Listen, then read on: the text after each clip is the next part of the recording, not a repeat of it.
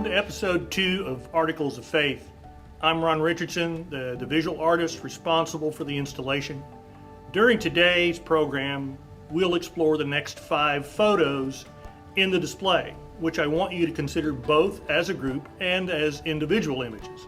Collectively, they all deal with construction, both complex and simple, plain and greatly detailed.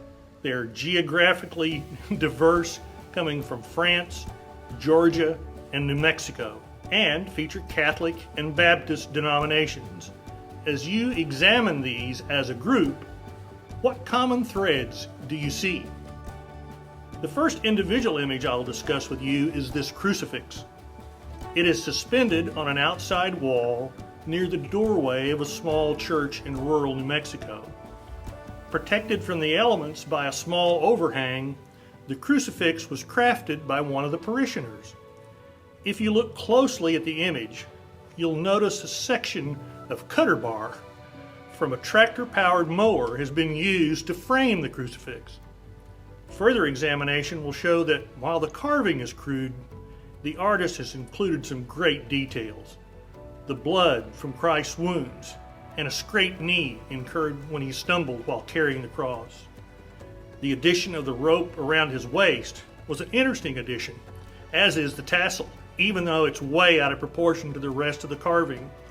The final element I want you to see is where the artist exercised what I call artistic license and painted the thorn tips and the nail heads turquoise, which is very New Mexico. Of all of the religious artifacts I've seen on my travels, this is a favorite.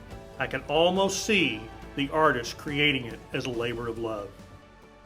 The second photo, which is about as far away stylistically from the crucifix as it is in terms of distance, is this panel from the exterior of Cathedral Notre Dame de Paris, which illustrates the final judgment. This central portal was completed around 1220. Arranged in rows around the outside are the saints and angels who are watching. Notice that while the characters are similar, each is different from the other. God is on the judgment seat. Below him is an angel holding a scale tipping in favor of the just. To the left of the angel are the sheep. To the right are demons charged with leading the goats away. Please take a moment to compare the expressions of the individuals in the respective groups. San Rafael Church is located near the small community of La Cueva, New Mexico, and was built 1862 to 1870. Designed by the local French priest, the church features Gothic-type windows, doors, and high ceilings. These features and the use of rafters in the roof were unheard of in the area. San Rafael served this community until 1952 when it was abandoned. Over the next 38 years, San Rafael Church was ravaged by the elements, but underwent a restoration starting in 1990 that culminated in its rededication in 1996. I was drawn to its unique design, its selective use of color, and the shade of adobe that just pops against that beautiful New Mexico sky. White Plains Baptist Church was organized in Greene County, Georgia in 1806 and predates the town of the same name, which was incorporated many years later in 1834.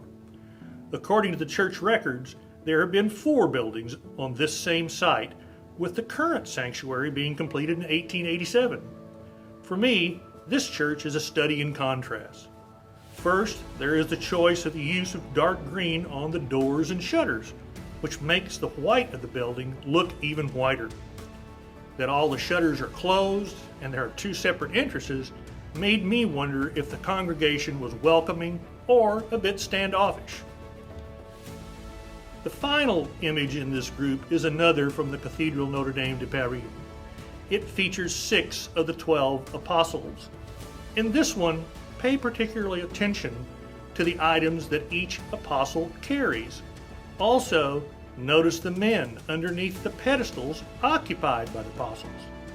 If you look at the bottom left and the bottom right of the photo, you will see a bull and a lion, the symbols for Luke, and Mark, respectively. Again, I would love to hear your thoughts and questions on this episode, so please email me at ronald.jrichardson@gmail.com.